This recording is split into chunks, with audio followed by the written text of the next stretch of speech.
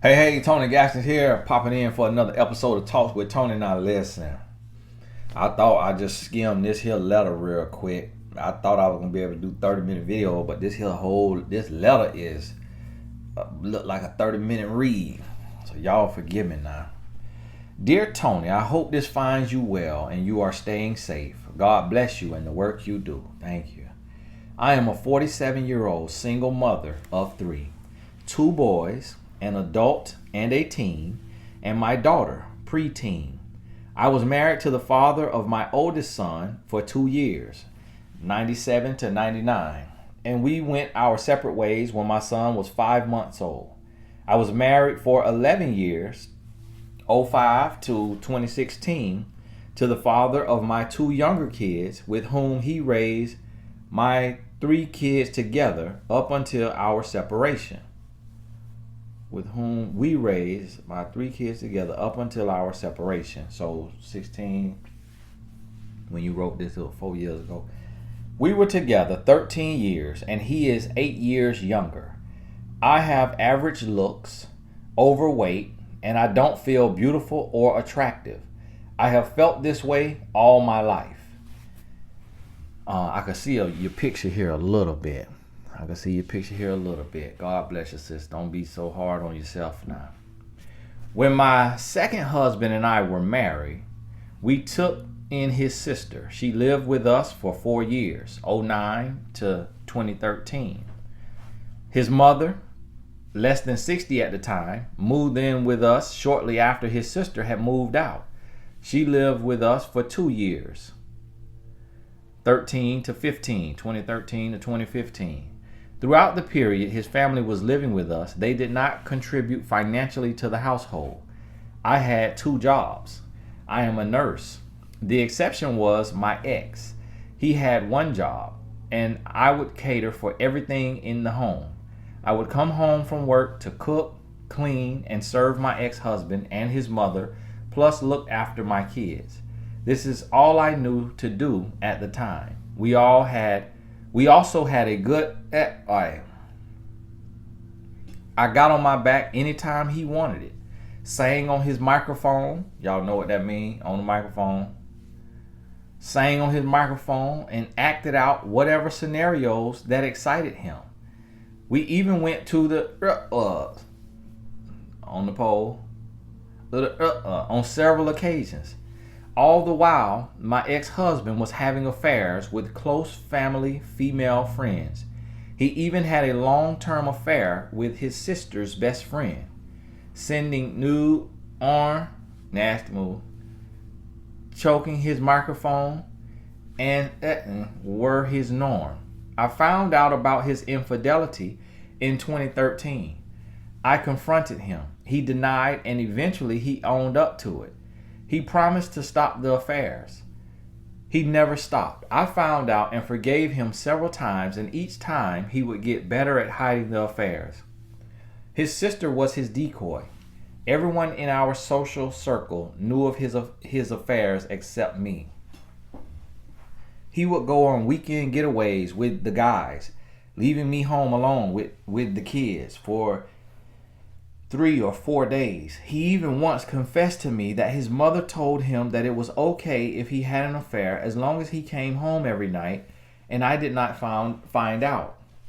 After hearing what his mother had said, I had an affair. He found out about shortly after, and I ended.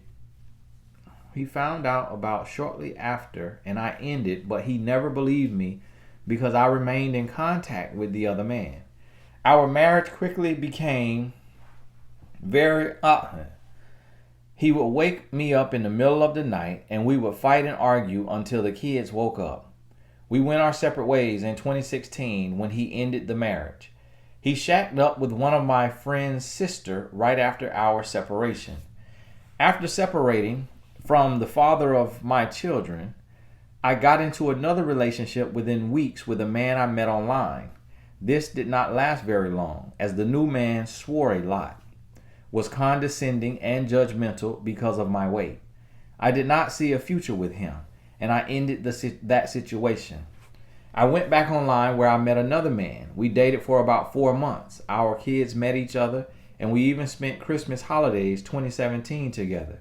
He ended the relationship citing that I was not over my ex, which was true. I went back online, but not as active as I had been earlier. I had decided to put my all to my children and my job. In July 2018, I had to go to Africa on a family emergency. Whilst I was there, somebody tried to tell me how you say that whilst.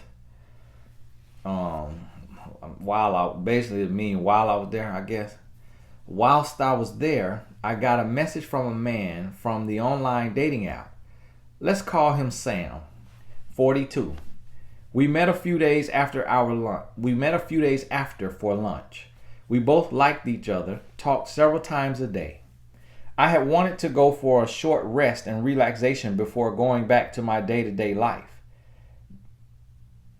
During our conversations, I told Sam of my plans and he offered to come along with me. On our way to our retreat, we met a man, let's call him Peter, 50. So Sam 42, Peter 50. Peter sparked up a conversation with Sam and I. The three of us talked the entire way to our destination, about 4 hours. At some point during our discussions, Peter had asked me to send him some of the pictures I had taken of the scenery along the way, and I did. Okay, Peter, who y'all met, he 50. We went our separate ways. I got on my back with Sam for the first time then. Okay, he went on vacation with you and got you on your back. We had a great time, and we discussed the future, our hopes and dreams. Sam had a vision of being an entrepreneur and landlord. He was honest that he was broke, and he was in the process of getting a job in the Middle East where he had been working prior.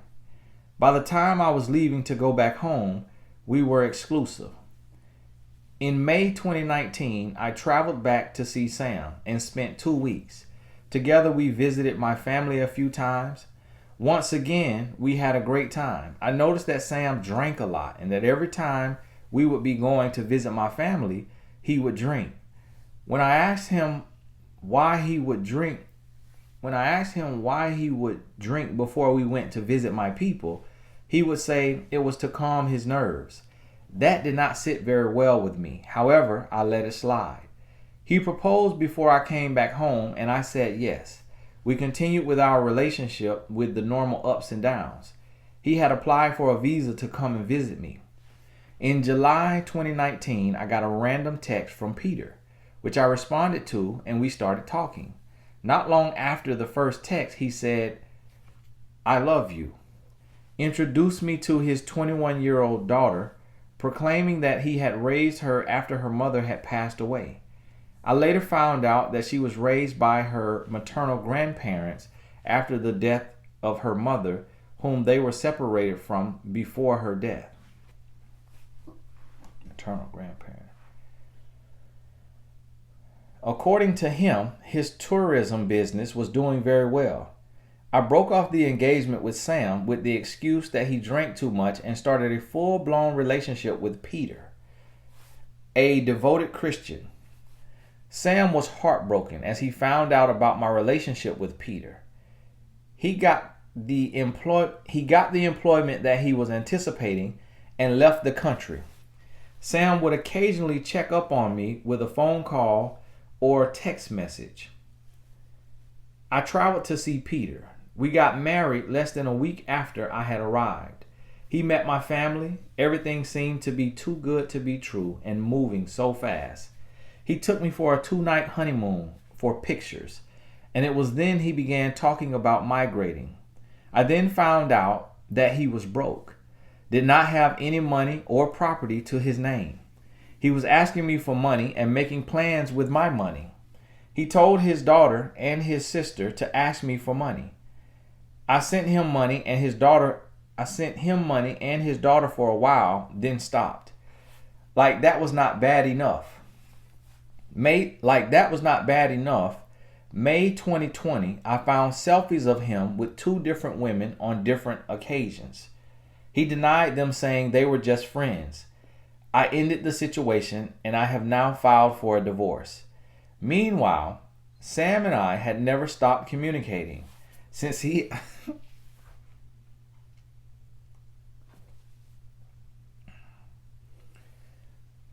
Meanwhile, Sam and I had never stopped communicating since he had gone away for work for about 8 months and had started to reestablish himself. He went home for his vacation. The world shut down while he was there, and he could not go back to work. During one of our conversations, I was not my usual bubbly self, and he asked me what was wrong. I broke down and told him everything. We continued to talk and get closer again. We agreed that since he has his visa, he could come and visit.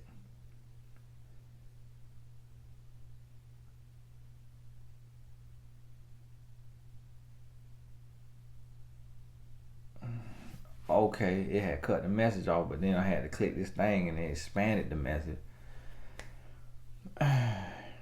We continued to talk and get closer again. We agreed that since he has a visa, he could come and visit. He missed his flight in August. Suddenly, we had started having small arguments. One day he told me that I lived too far for us to keep having arguments the way we were, and he was worried to come over in the state of our relationship. In September, we planned another visit. He sent me a picture of his luggage as he prepared to head to the airport. A few hours later, when I tried to text him, I found out that I had been blocked on all social media. I tried to reach him but could not. Eventually, after about 2 weeks, I reached out to his friend who was able to get in touch with him, and later he said that his luggage, including his phone, had been stolen by the taxi driver who drove him to the airport, and he did not know how to tell me as he knew I would not believe him. We have reestablished contact. We have been talking/texting daily. His mother passed away recently, and I supported him financially with funeral expenses. He told me that I am the only woman he can keep in his mind after the death of his mom. I spoke with his mother a few days. That's how she spelled mom now, mom. I spoke with his mother a few days before and the day she passed away. Tony, I hope I can get your insight on my situation. I apologize for this email is so long. I wanted you to have a clear picture of my situation. I appreciate any and all advice you have to offer. Many thanks, and God bless you and your family. Okay, all right. Well, I'm gonna tell you what. Well, it has been 14 years I've been working with y'all, and it's time to hang it on up. So everything has been good, y'all, but listen, I'm not finna be okay. This right here got this oh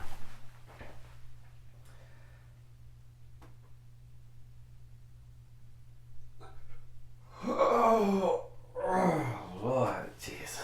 Oh my goodness. The Lord called me back to work.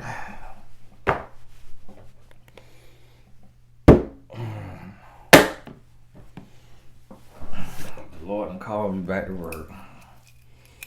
Take my watch off. Well, I tell you. Oh my goodness. Okay, that took 13 minutes to read. 14. Woo, Lord. I got 2.5 hours to my first coaching call of the day. This video ain't gonna be that long now. Oh my goodness. Sister, what did I just read? Oh my goodness, what did I just read? This right here has become the most complex situation. I'm trying to get. Let me get the notification off. Hopefully, I'll end this video. Whew. You got to swipe that thing just right, because if you touch it, it's gonna flip out of this video and flip to that notification. So I had to swipe that thing just right, like I was working on the squad. Now listen. Now, I'll be honest with y'all. Let me be honest with y'all what I'm going through right now. Honestly, I don't really like addressing this kind of stuff. Like this kind of stuff right here, it bewilders me to no end. Especially now, if this came from a 22-year-old, like the last letter I read, or like another letter, that's different. But at 47-year-old, dealing with a 42-year-old man and a 50-year-old man, I'm just bewilderated. Like, that's how I feel. And we gonna get that a word. I feel bewilderated. And tabulous. We're gonna add that on to the end of it. That's how I feel. Bewilderated and tabulous. That's just what this right here is taking me through.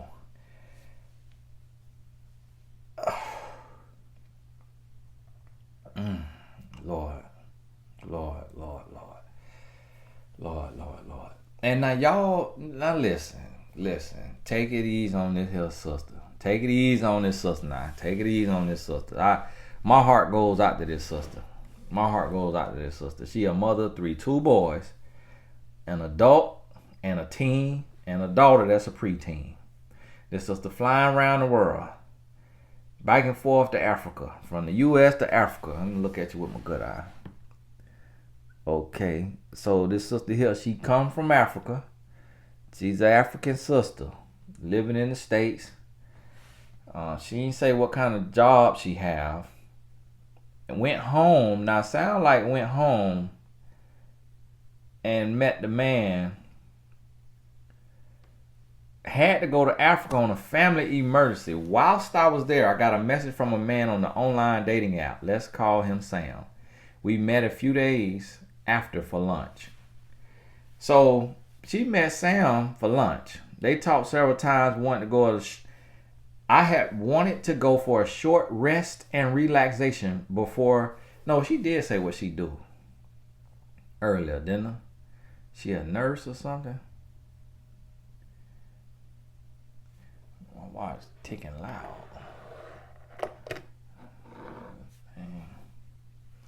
Now, this is the thing. Okay. Now, to paint a picture, because y'all can't see her, I would say, now she titled her letter Desperate, Thirsty, Dehydrated, or Confused. Sister, ain't gonna be able to put no diagnosis on you. I'm this flabbergastalabulous. I just, it's like, Lord, don't call me home, but can you retire me? I'm feeling like, I know this ain't bad as what my Savior had to go through on that cross, but I'm ready to ask the Lord, pass this cup from me.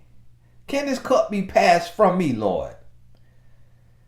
Because this right here, Lord, come on now, I ain't signed up for this now. For y'all to be doing this? Now listen. I just had to delete a lady comment who she wanted to argue for the sake of online dating. To that lady who had in her name, Doctor, which I can say that because she commented publicly. So that ain't no secret. But I delete your comment because when I'm teaching something on here, it's coming from this. It's coming because I'm in the trenches doing the work. So when I teach against online dating, it is a reason. So don't come on my page to get in my comments to give the opposite message. Instead, start you a page and then let's see who people gonna listen to. You on your page arguing for your online dating, or me on my page giving you common sense wisdom based on real life. This why I keep telling y'all, stay offline. Stay offline. Her whole life turned upside down with all of this calamity from men she met online. Every single situation after she got out that marriage. Men online. She married twice. Once was 2 years. The second one was 11 years. Had one child, her adult child come from the first marriage of 2 years. The other two come from the second marriage of 11 years. And he was there and raised their 3 kids during their 11 years. They were together 13 years. And that man 8 years younger. Now, on that right there, she didn't say where she met him. Now, I can only imagine, where he come from and all this with his sister moving in for 4 years. Then she move out, his mama move in for 2 years. Now, this what blowed me. This is what be getting me now. And this what I be trying to tell y'all. This is the most confusing thing. And that's why I tell y'all I teach about men because I'm a man. I do not understand women. That's why I don't teach on women. And that's why a lot of people don't understand. I speak on what I am. I don't try to just tell women what to do and how they need to be and what they need to do. I explain to women the male perspective to create a dialogue between the sexes. That's my goal. Not to tell women what to do and how to date and all that, but to explain what I know 99% of men won't explain because of the man box. This right here, I do not understand at all why women do this kind of stuff. Because listen, and now husbands that's out there, men like myself that's husband, we cannot forward this to our wife. We cannot forward this to our wife to brag to her about what other women got to put up with. Nor can we forward this to our wife to show her everything this woman was doing for this dog of a man. This woman said throughout the period his family was living with us, they did not contribute financially to the household. This woman allowed his mama and his sister to come live with them for a total of 6 years, although it was 4 for the sister, 2 for the mama. This woman worked 2 jobs. I really ain't got no advice to her. She already know the answer. She already know this is a bunch of foolishness. This is a bunch of Tom dingly-danglery. But we gonna just go through this just because I want, if you in anything remotely close to this, I want you to feel it. I want you to feel how you look. This woman now, God bless you, sister. God bless you, because God done bless you with a good heart. And all you doing is you just seeking love. You just seeking love. But sister, let me talk to you. Stop being so hard on yourself. Stop being so hard on yourself. Stop allowing societal standards to make you feel bad about yourself because you don't have the exact physique that the world portrays that you should have, that you don't have the same skin complexion, or that your nose or your lips or your eyes or your hair or whatever you judging is not what you see in a magazine or on a movie. Now, it's people in a movie that look like you who making millions of dollars. Millions of dollars. And see, this is the thing. It ain't that you unattractive. It's that you ain't got the money that you comparing yourself to. But to paint a picture, y'all, she looked similar to Viola Davis, if that's her name, who was in How to Get Away with Murder, the show How to Get Away.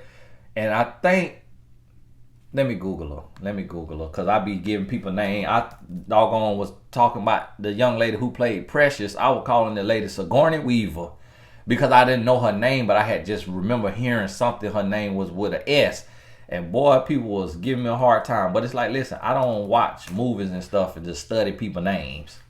So let me see if I'm thinking about who this is. Okay, Viola Davis.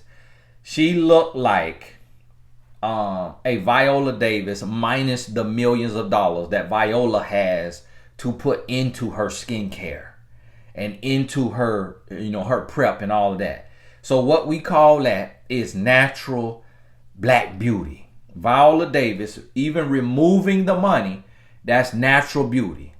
In natural beauty to where you your essence. Now, when you get Viola kind of Monty, you wearing Giorgio Armani Luminous Silk foundation. You see what I mean?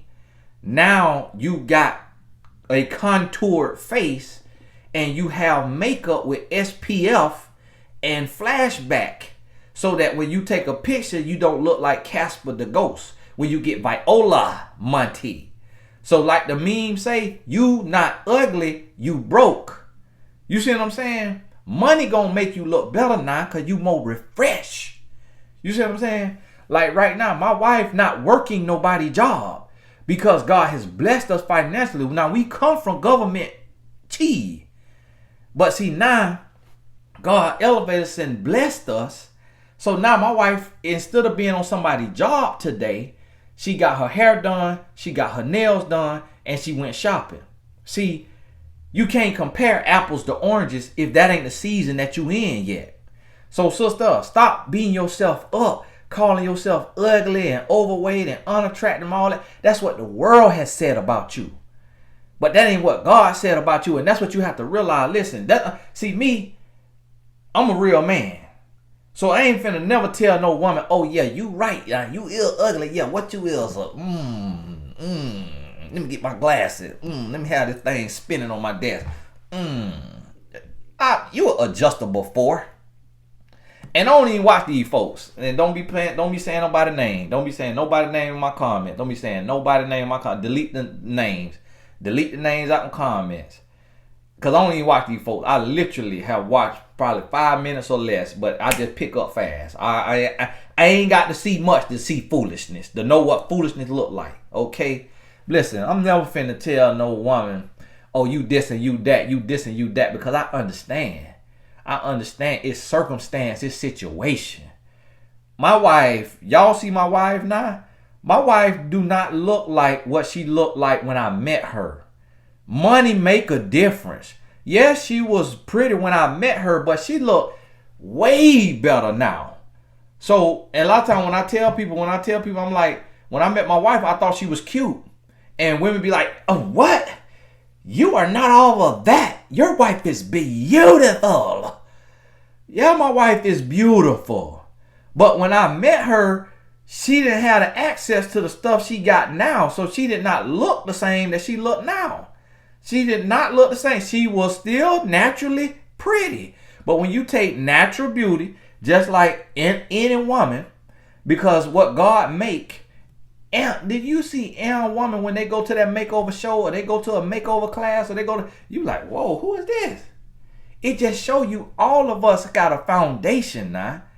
And that when you get the right type of treatment, the right type of adornment, you gonna change. So that's the first thing I'm gonna say to you, sister. Stop beating yourself up, dealing with these sorry, no good men and feeling like you got to meet a man online to have a man. Come on now. And now, but let me tell y'all what this lady did. Y'all done forgot already. Throughout this period, his family was living with us. They did not contribute financially to the household. She put up with that. I had 2 jobs. I am a nurse.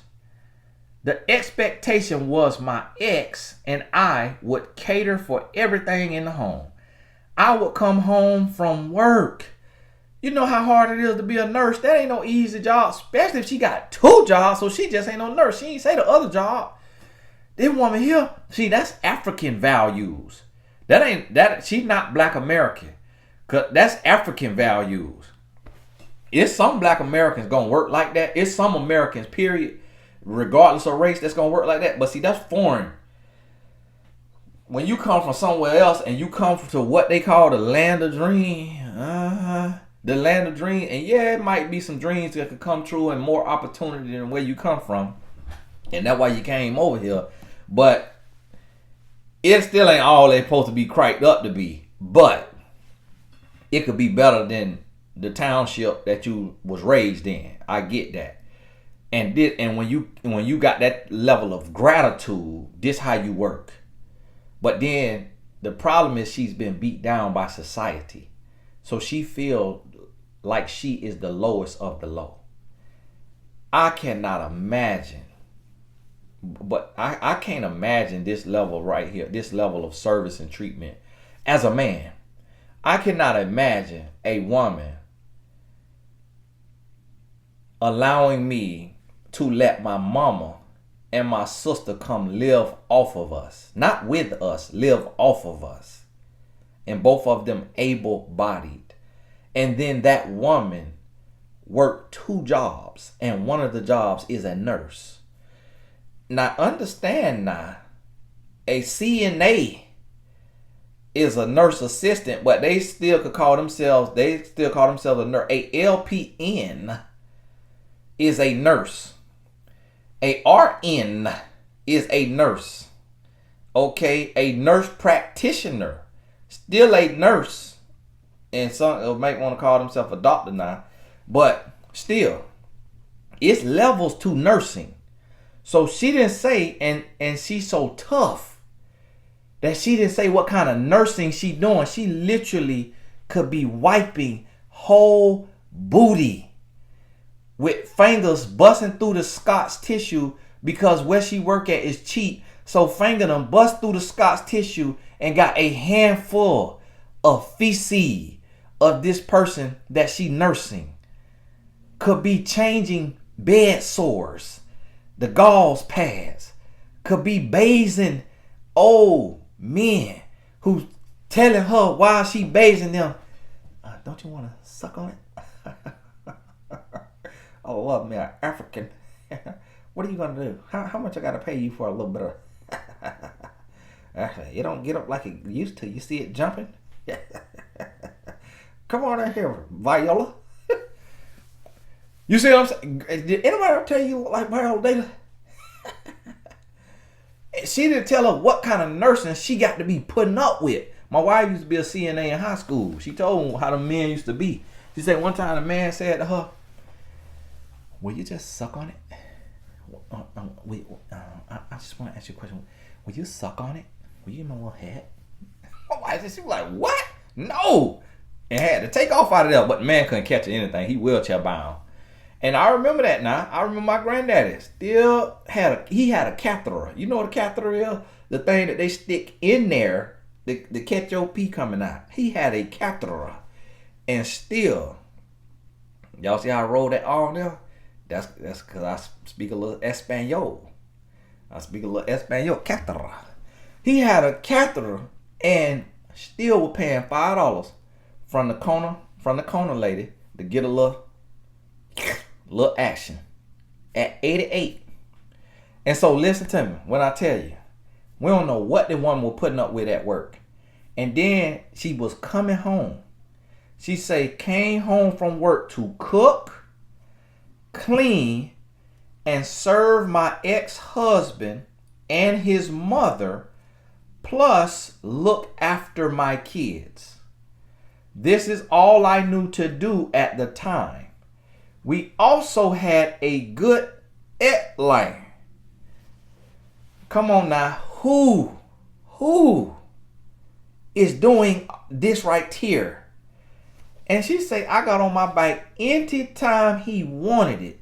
Sang on his microphone. Now listen, we not talking about karaoke at the bar for anybody that's new. Singing on the microphone is all right. Down there. And acted out whatever scenarios that excited him. Now that right there is just kind of sending me. Just only because she looks similar to Viola Davis, who is a world-renowned, amazing actor. I just like, did not want to hear that, sister. What kind of, what you the nurse? What you a triage nurse in the bedroom? What he got you in there doing? That right there, okay, a bit much. But listen, then now listen. I'm trying to wrap my head around that. Because 99% of women not finna do this. This much as she done.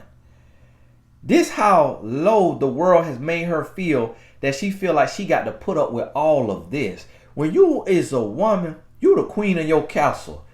You ain't got to let no man, mama, and sister come live. Listen, Especially for no 6 years total. It's like, okay, here go 3 months. Get on your feet, sister. Come on now, you got to go. You got to go now. Come on now. But we'll do it. We will do it. We will do it. It'll happen. I done had family stay with me 1.5 years, 2 years. Still would have still been in the same situation had I not got to the place to where I could afford to help family get out and get on their feet. That happens. So I get it. We not technically. Now, if you is technically tell your spouse that they family member got to go stay in the shelter and can't stay, you's a bad mama jamma now. You something else. You something else. I'm trying to tell you now. You wrong for that. Now listen to me now.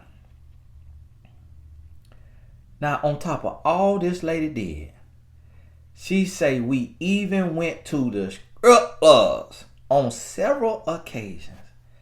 Now I can't even see this sister going in the strip club. She do not look like the type to go in. Now she look like a nurse. She look like a school teacher. She look like a strong woman, a strong mama. Now it's something. It is interesting to me sometimes when when the women wear the bright red lipstick. Now, she got the bright red lip on now. But I just cannot see it. It look like she come from a culture that women have no rights. And when I say look like, not just look, not looks, but what I mean like when what she's saying, what she do. Like I remember when I was in Nairobi, Kenya, the men there told me that they don't have to lift a finger in the house. That the individuals I was with, that may not be, all around every household, but they said in their, relationships, the man go to work, come home and sit down. He sit down on the couch. He got a hot meal brought to him. All the cooking, all the cleaning, all the stuff with the kids is all done by the woman. And that the man only job is to go to work, make money, bring that money home, and then that woman, when whatever he want from her in that bedroom, that's her job to do, and then cooking and cleaning. And this is exactly what she is doing. This ain't no American woman or a woman who is Americanized. I'm trying to tell you, I grew up in a 2-parent household, and my mama used to, I work 40 hours just like you do. You want something to eat? You get in there and cook. I ain't finna do nothing. Make you a bowl of cereal. I work 40 hours just like you. And then my daddy, Kathy, you work in the air condition. I work in the hot sun. All I want is to come home and have something cooked. Well, if you want something to eat, get in there and cook it yourself then. What I look like, a maid? I don't care if I'm in the air condition. I'm sitting down working 8 hours a day, just like you working. You a man. You're supposed to work in the sun. Now see, that there is what I know to be an Americanized woman. You hear me? Regardless of color. Regardless of color. Don't let one of these Uncle Tom men tell you that white women do. No, white women is just as the same way. And the ones who cook every day don't work nobody's job. And if the ones who work a job and come home and cook every day, that she is a 1%er, or she might be in a 10%er, regardless of race. And so it's some races now that the women will do this, but not every little thing what this sister here did. It's some women that they will have 3-4 kids and they will work full time and they will come home and cook every day. Do that mean she happy? I really can't see a human being happy doing the work of a robot, because that's not even human. Even as a man, it's like if I'm working, I'm serving y'all on a video. I'm not in nobody hot sun, but I don't feel like getting up and going to cook. You see what I'm saying? Like some stuff not even human. That's a robot. Like we need a robot. Nah, as long as the robot can't start thinking for themselves, nah, they gotta have a way I could lay that thing down. Well, you went to thinking for yourself. Now I told you to cook dinner. And this how men do women. A lot of men, and that's what I tell y'all, this movement that's going on out here with these punks that is trying to put women in a place of robotism. Want a woman to be a robot. Woman, shut up, cook and clean, and then get on your bike when I'm ready for you to get on your bike. Don't say nothing else. That's stupid. That is weak. That's punk stuff. And this what her punk of an ex-husband had her doing. And see, and now listen now. This right here might be a longer video because it's a lot of the unpacking here. Now listen to me now. Listen to me now. This what I try to tell y'all now. Then she said now, they'll go to the earth club to watch them women slide down that pole. She sitting in there, I could tell she was uncomfortable in there on several occasions. And then she say, all the while, my ex-husband was having affairs with close family, female friends. He even had a long-term affair with his sister's best friend. Sending nude on, choking his microphone, and threatening were his norm. He did it all on that camera phone. Do you hear me? And this what I try to tell y'all, ladies. This what I try to tell y'all is in my household, it don't go down like this right here. It ain't all of this right here. My wife is a human. She gonna have her headache sometimes. She gonna be tired. All this right, it ain't going down like this right here. You know what I'm saying? All this cooking and all that. No, sometimes it's Olive Garden. It's Chef Olive Garden. You see what I'm saying? It's like last night I had me a turkey and cheese bagel for dinner with some Doritos in between my coaching session. That was my dinner. That's real life. Like today, I only ate lunch so far today. I had me some roasted wings from Del Frisco's. I went to Del Frisco's and got me some roasted wings. You see what I'm saying? My wife ain't got no prepared lunch that she made last night that's sitting in the fridge in the Tupperware. That's robotism. That ain't human. That ain't human life. But see, look what she doing. And this what I try to tell women. When you feed lust, see, I heard a pastor say a long time ago, don't know his name, said that lust is not like thirst. It can't be quenched. When you feed lust, it gets stronger. This woman in here in the bedroom doing role play as a triage nurse who come into the room and then have a crush on her client that's in the bed and they end up sleeping together in the hospital. She doing role play, singing on the microphone, doing role play. You hear what I'm telling you? And then going out to illicit engagements with him to watch so he could get pleasure watching other women. She cooking, she cleaning, and she letting his family live off of her working 2 jobs. Come on now. We can't call her stupid.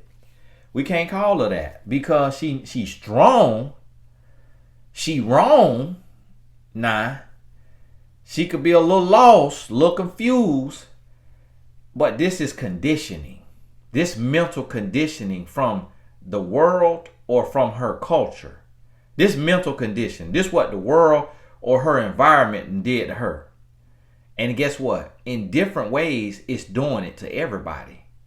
And that's what you got to wake up and smell the coffee and see how are you being conditioned. Hold on, I got somebody at my door. Okay. So he's just dropping off. Y'all forgive me. So you got to look and see how are you being conditioned now. And what you doing. What are you believing about yourself that the world have made you believe? You see what I'm saying? Come on now. Listen to me now. What you doing? And so she believed this. And this is what I tell you. When you feed lust. So when you got a man that is not making love to your mind. That is not giving you a two-way street. That's not picking up what you putting down. That's not reciprocating your love. That's not being honest and trustworthy with you. and yet you serving him and you catering to him and you feeding his lust. You're not quenching his desire for other women. You are intensifying his desire for other women. And this is what I try to tell women all the time. When you get ready to have you, when you get ready to bring you a third party in there, into that bedroom, and you thinking, oh, you satisfying him and you doing that so that he don't go out. No, all that make him want to do now is see what another one feel like without you in it. He want to see what one feel like with her and somebody else. And then he want to see what one feel like with two new. And then two more new. And then two more new. And this is what I try to tell y'all. Stop doing this foolishness. Bringing a third person in. Going to the strip club. Doing all that nonsense. All that right there ignorant. I will never, as a real man, I would never ask my wife to go to no strip club with me. I would not ask her, can I go? Because I, as a man, it's my place to make her feel like that she the only woman in the world. Not that she one of many. Not that she disposable. Not that she expendable. Because I need her mental health to not feel like this here lady's on. I need her mental health to be at the highest height for our children. If she feel disposable, if she feel like a pawn on my chessboard instead of like the queen on my chessboard, then guess what? That energy finna be transferred to our children, my kids that I love. They finna have a broken, beat down, woe out mama that feels insignificant and inadequate, who then has to be divorced because she being cheated on and dogged out, and then she have to turn to online dating to be dogged out some more. All because of what I did as a husband. See, if I was in charge of the justice system, if God called a man to be the head, if a man don't know how to lead and be the head, I'll be doggone, you got the boy. When you come here, boy, we finna take one at a time. We finna get some pliers. And we finna get them pliers that, one at a time, boy. Every little hair on you, we finna get a set of tweezers and we finna, just one at a time, boy. This what you want, not a hair on your head. Because you was put in charge and given dominion over earth. And you made a woman your floor mat. And you dog her out. And because of your irresponsibility, now your children broken. Now your children lost and confused. Now your daughter on somebody's pole. And then she being bought. She being bought with cash, moolah doolah, to go into the room, to a hotel, a Motel 6, and do whatever. And it's because you was a sorry example of a man in your household. Now your son is in the streets being shot at because he don't know what it is to be a man, because you as a man could not value his mama. See, I can't even talk to her because this right here, and sister, I hope you hear what I have said. Yes, you lost. Yes, you confused. And yes, you need to love yourself, cherish yourself, value yourself, wake up and smell the coffee. So stay off that online dating. If you can't meet a man in the real world, stay off the online dating. Because I'm going to tell you, it ain't no real men online dating. Because a real man know that it's so many single women in the world that he could walk to his mailbox and meet a woman. He could walk up the street and meet a woman. He could go in any gas station. He could go in any grocery store and meet a woman. Every real man know that. Ain't no real man getting on no online dating. It is erts. The P word, erts on online dating. That's what's getting on there. You know why? Because online dating been around since I've been around. And I ain't getting on there. You know why? Because even when I was a dog, I knew I could walk outside and find something. I met my wife in the mall. And do you know when I met her, I was talking to 3-4 other women. 2 of the other women I was talking to, I met in the mall. The other one I met at a little restaurant lounge where we used to go as college students to listen to music, eat some chicken wings, and they could dance on the dance floor. The other one I met in the financial aid office. She was the financial aid officer. Or whoever, whatever you call them. I didn't have to get on nobody's line to meet no woman. There's women everywhere. That's what a real man understands. That's why I tell y'all to stay off this online dating. You is meeting scam artists. And I'm going to tell you the truth. I don't know if Sam and Peter wasn't in cahoots. I don't know if Sam ain't tell Peter, hey, we finna be on this right here set of transportation. Get on there too. Peter sparked up a conversation with Sam and I, and the three of us talked the entire way to our destination, about 4 hours. At some point during our discussion, Peter had asked me to send him some of the pictures I had taken of the scenery. Along the way, and I did. I don't know if Peter and Sam wasn't in cahoots. That's how much faith I put in these online men. Now, you met Sam online now. You didn't meet Peter online, but I don't know what Sam had going on, what they were running. And then, now, it don't sound like they were living off of or getting nothing really off of her. But, and then when you came back, what's the younger one name that you met online? Peter? No, Sam. I'm being confused with these people's names. Sam ain't get on now plane. Sam ain't go to nobody plane, sister. And you sound like you believe it. And that's why he disappeared and then come back. I knew you wouldn't believe it. Where in the world? This man in Africa. I done took the taxi in Africa. All out throughout Africa. That man ain't get no... This is a grown, musty body man. Ain't no taxi driver stole his luggage and his phone. What in the world? Come on now. And then, sister, you took and gonna listen to that? Come on now. And then what Peter did. Look what Peter did. Married Peter. We got married less than a week after I arrived. He met my family. Everything seemed to be going too good to be true and moving so fast. He took me for a 2-night honeymoon for pictures. And it was then he began talking about migrating. Now, what pictures now? He took you on honeymoon to get pictures of you before you go back home?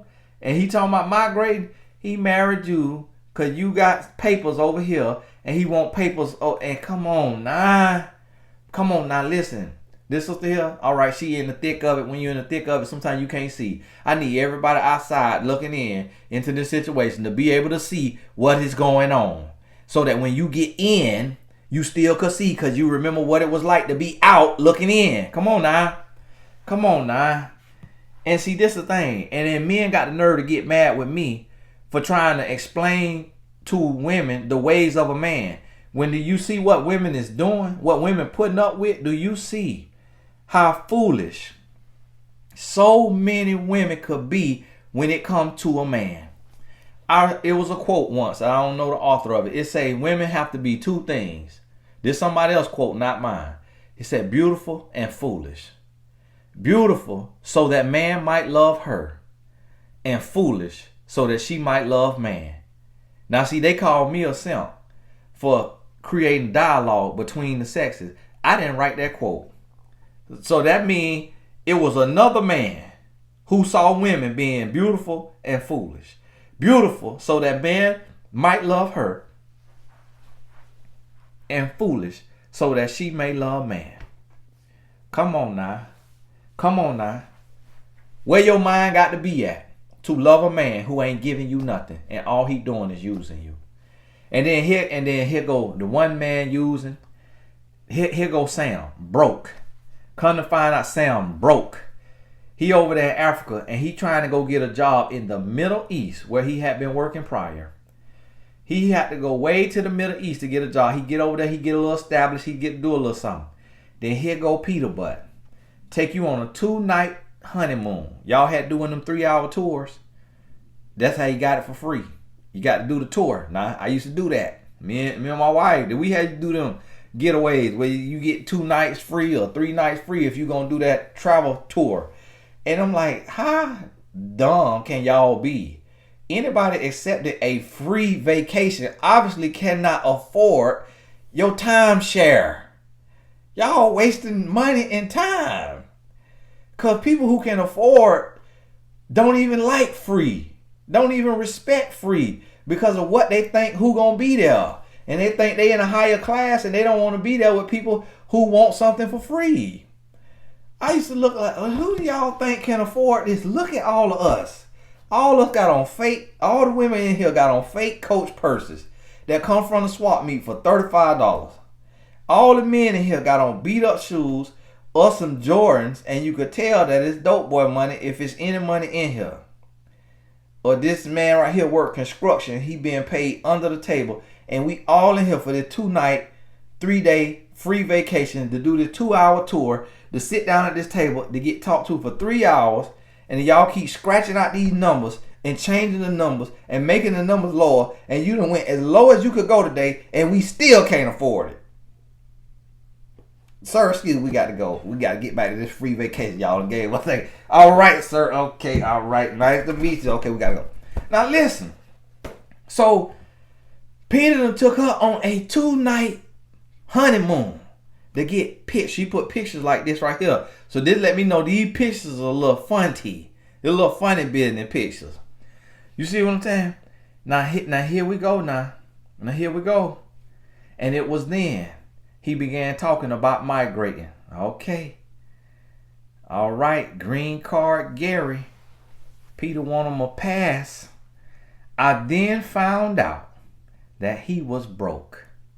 Did not have any money or property to his name. He was asking me for money and making plans with my money. He told his daughter and his sister to ask me for money.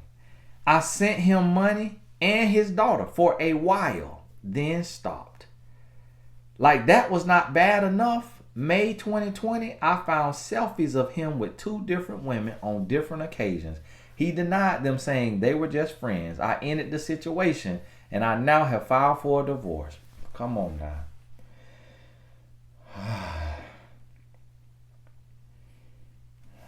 Lord, you sign up for this, Lord. Come on now. Ladies, come on now. Y'all preach to one another. Preach to one another. Y'all got to hold one another accountable. Because see, listen, I'm trying to get the world together. I'm trying for us to come together so we could have responsible men with responsible women, uniting, creating a union, getting married, having children, and raising children in a happy and whole and healthy, prosperous home, so that we can shift the narrative, so that we can shift the atmosphere, move the culture forward, shift the culture, so that we could change our lineage, so that we can grow and go to the next level, so that we don't have to be downtrodden and wading in the water and going up the rough side of the mountain all the time, so that we could be doing better. But it's going to take responsible men and responsible women. So at the end of the day, ladies, listen, even though I go hard on the men and I want men to be better men and to be good men and to set a good example and to treat you with love and respect, as a woman, you still have to be accountable and responsible for yourself. You are a grown, musky woman. Yes, you musky too. You get musky too. All right, in every area. You's grown. When you could smell yourself, you got to do better. You have got to do better. You got to stop operating from insecurity. You got to stop operating from desperation. You got to stop operating from frustration and loneliness. And you have to love yourself and set common sense standards. It ain't saying rocket science standards. Common sense standard. You got to set it. And listen, if you can't set it for yourself, set it for somebody else. Because we always could see other people's business and problems more than we could see our own. Set it for this lady. And to this lady, set it for a woman you know. The woman you know that was sleeping with your husband, that's close to your family. Set the standards for them and write them all down and then live by them. If you can't see yourself, set it for somebody else and then live what you done put on somebody else. Listen to me. Dear Tony Gaskin, God bless you. Thank you to those of you who have joined the growth group. This is a mastermind group where we doing a monthly call and a whole bunch of little growing and videos and stuff. We jumping off in June, but we enrolling right now on TonyGaskins Academy.com. God bless y'all. We'll talk soon.